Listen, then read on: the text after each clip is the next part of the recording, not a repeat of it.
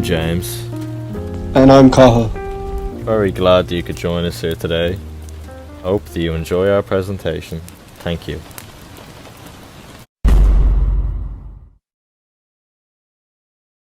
Ireland is a nation that prides itself on the healthy relations of its modern workplaces. It promotes fairness and ensures the rights of its workers in many different forms. One of the ways that workers in Ireland are protected is protection against unfair dismissal. This law can be used in cases of industrial conflict like unfair dismissal.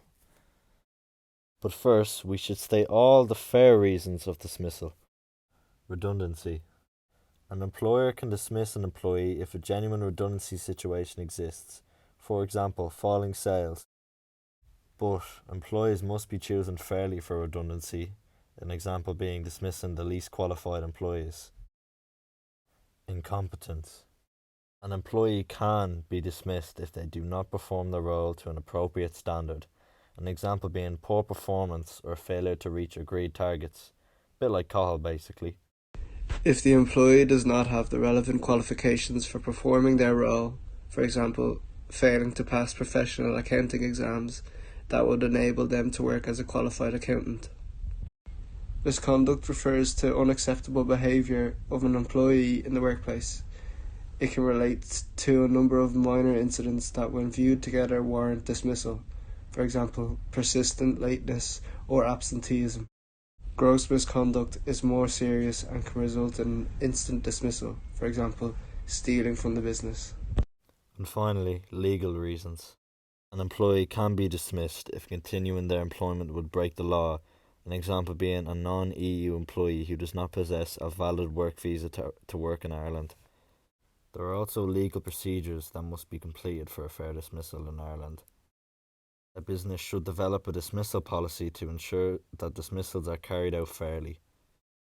Also, an employee cannot be dismissed on a whim of the employer, an example being because of a personality clash. During the procedure for a fair dismissal, the employee can bring a colleague or trade union representative to the meetings and respond to the complaint at all stages of the procedure. There are a number of ways in which the dismissal of an employee can be deemed unfair. These include dismissals based on the employee's age, religious beliefs, political beliefs, pregnancy, trade union membership, and the employee's gender. If an employee feels they have been unfairly dismissed, they can bring their case forward to the Workplace Relations Commission or Labour Court, also known as the Court of Last Resort, which can give legal orders that must be followed by the employer. These orders are enforced by what are known as adjudication officers.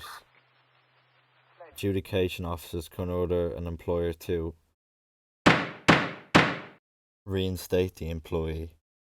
In this situation, the employee gets their old job back, is entitled to back pay from the date of dismissal, and is entitled to any improvements in conditions of employment while they were dismissed. Re-engagement. In this situation, the employee may get their old job back or go to an alternative job approved by the WRC and is not entitled to any back pay from the day of dismissal. Or an employee may get compensation. In this situation, the employee gets up to 2 years' salary if they have suffered from financial loss due to dismissal, or up to 4 weeks' salary if they have not suffered a financial loss.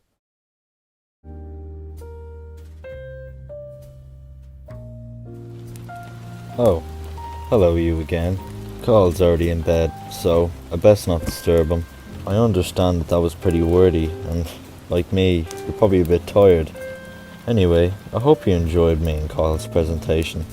And for me and Cahill, I want to thank you for watching and listening to our presentation.